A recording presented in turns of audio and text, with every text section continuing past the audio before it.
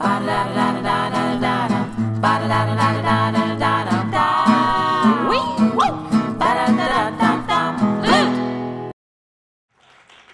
Chicago. How you doing? You know, I actually lived in this neighborhood when I first moved to Chicago, and they just played crappy movies like Pulp Fiction 1998. So it's nice to see the Lakeshore having some improvements.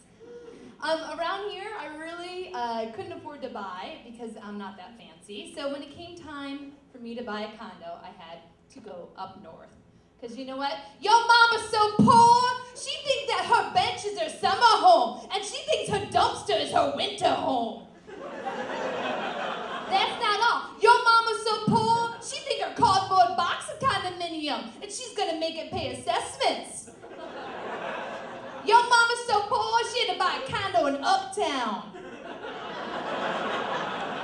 Which is true, if I'm the mama in the scenario. I did have to buy a condo in Uptown.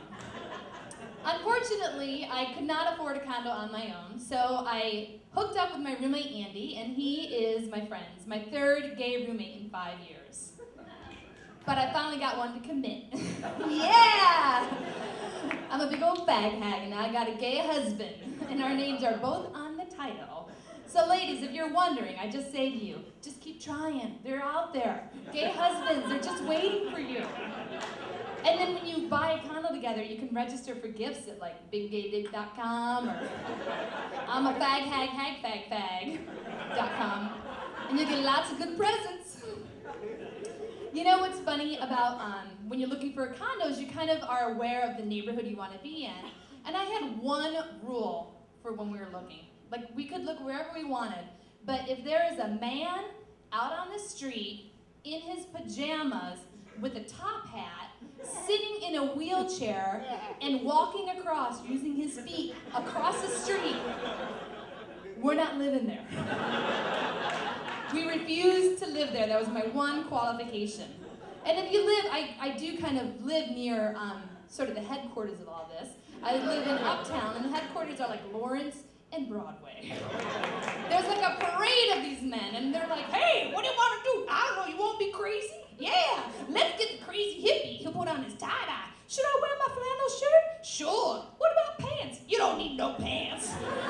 And all of them are going along Lawrence Avenue, just jumping along, and they go diagonally from end to end. It's like, what? And they're not aware that there's a bus coming by or anything. And if you are using a wheelchair with your legs, that's not the purpose. So I said, absolutely, we're not living on Lawrence Avenue. So I do live in Uptown, but I work downtown because I'm a fancy lady.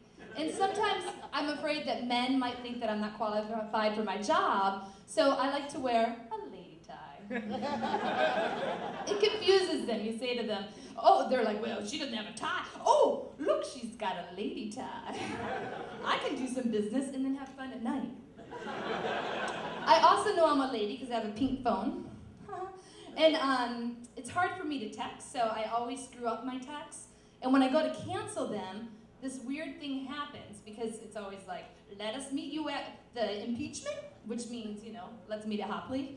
So I go to cancel it, and it gives me this option. Abort message? Well, when is the message created?